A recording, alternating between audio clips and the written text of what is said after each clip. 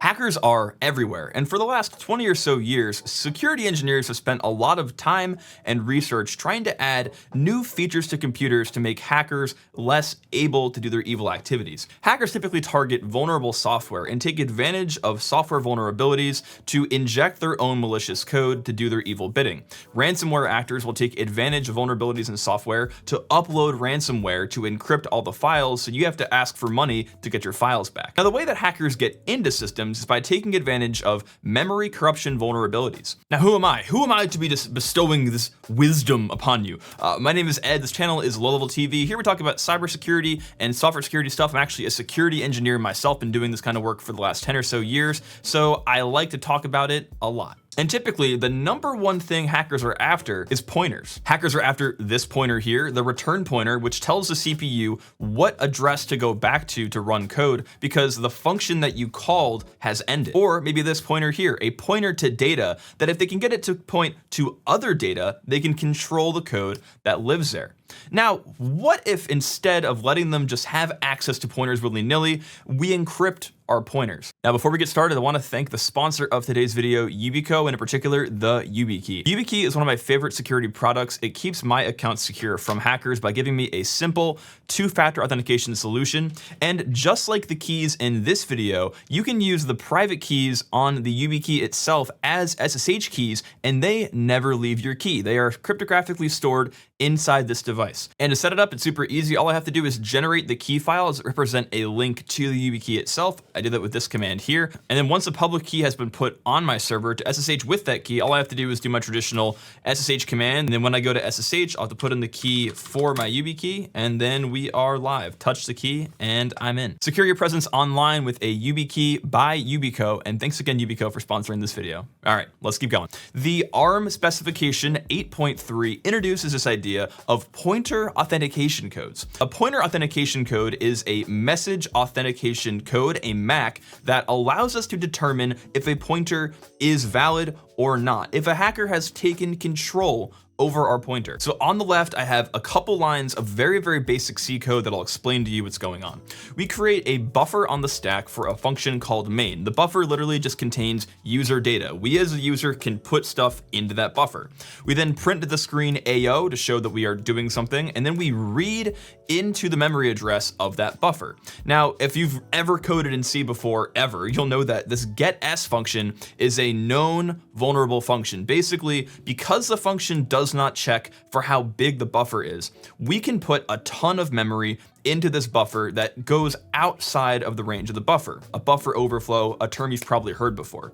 Now, what a hacker would be able to do is take advantage of a pointer on the stack that tells main where to return to. But when we say return 0, we're trying to tell main where to go back to. And when we return, we actually are going to go back to libc. We're literally going to go jump back to where libc came from.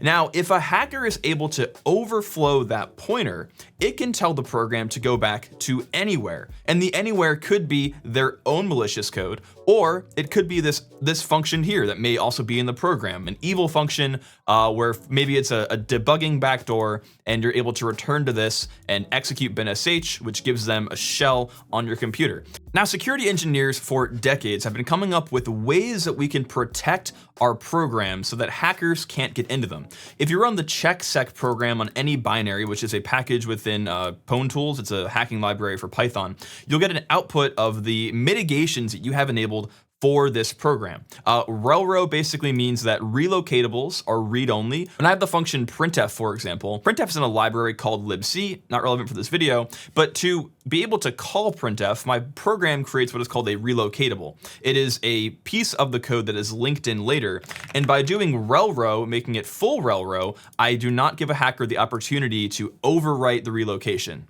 There are canaries in this binary. So a canary is when an overflow happens, there's a magical value in between the return address that we're trying to use to return out and the data from the user. If that canary is broken, the program will detect it before it returns and ultimately not let you return. So if all of these mitigations exist, why do we need new ones? Well, the problem with all of these mitigations is they do not actually implement a new security boundary.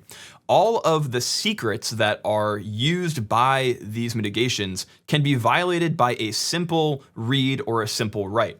For example, if I were able to call memprotect with relrow, I could disable relrow. If I got one leak off of the stack, I could leak out the canary. We need a new mitigation that hides its secrets in a different level of privilege, in a different place where we as a user mode process do not have access to.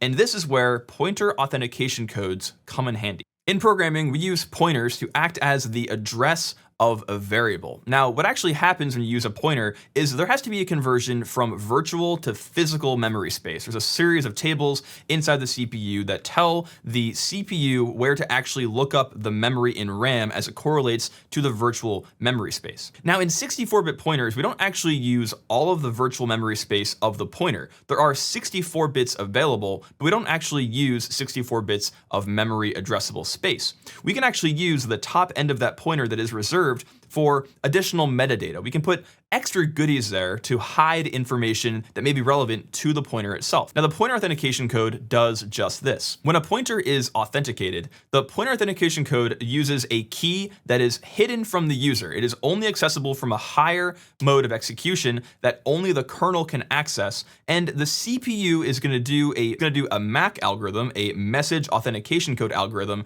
to create effectively a cryptographic representation, a signature, if you will, of the pointer itself, and store it into the upper 29 bits of the address. Now, at this point, the pointer is considered authenticated. When we go to use the authenticated pointer, we want to validate that the bottom half, the pointer itself, matches the pointer authentication code via the MAC algorithm. If the MAC algorithm does not produce the same checksum as the top end of the pointer is not valid and will cause an exception. And we can see the instructions that generate that here. So when we build this program here, we get a new main, and you'll see here that it's actually warning me not to use gets because that is a vulnerable function, but that's irrelevant to this video. If I do object dump on this program and I go to main, you'll see here we have two new instructions you may not have seen before. We have pack.ia and ret.aa. The pack.ia instruction, what it means is pointer authentication code on the instruction address. When we've gotten to this address in main, the main function has just been called, meaning in the link register, which is the return address register of the ARM architecture, there now exists a pointer to where the code needs to go after ARM finishes running, after main finishes running.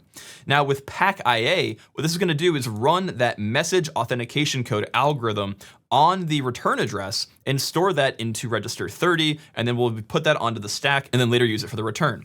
So main will execute, main will do its thing, it'll call printf, it'll call gets, which is our vulnerable function, and then it will call ret.aa, which is return after authentication, meaning that it'll try to do the message authentication code on the pointer itself, check the pack code, and if those don't match, it'll throw an exception. Let's test it out. Okay, so when I run main, I can type a bunch of nonsense into here, and obviously this will crash for a multitude of reasons. One of them being that the address, ASDF that I'm overflowing is not mapped into memory. But another reason that it'll crash is because we are not signing the address. We're overflowing the signed address, and when it goes to check that authentication code, it is no longer authenticated. Now, this doesn't just apply to return addresses. You can also use this to sign basically any pointer. In CLang, for example, in Clang, if you will, there's a library called pointerauth where you can just use the given pointerauth functions to sign unauthenticated pointers. Like for example, we have the structure called data. We can sign that and then make it a process dependent data type. And then we can use that pointer later on by authenticating the data. So we use that signed pointer. We use 0 here as the key, which tells the kernel that we're going to use the baked in hardware keys, not a special key that we cook into our code because that would defeat the purpose. But we can check to see that the signed pointer is the actual pointer. And if we say that the authenticated pointer is the original data, we can call the print data function on that pointer, right? So we can build in these structures where on very sensitive data or maybe in like different hardware enclaves, we're using pointer authentication to build in these barriers where we cryptographically attest, cryptographically verify that the pointer we're talking about is the right pointer and not one that a hacker controls. Anyway, guys, that's it for now. Thanks for watching. I appreciate your time. If you like this video, do me a favor, hit that subscribe button. Trying to grow up to 1 million. We're almost there, and we'll see you in the next video. Goodbye.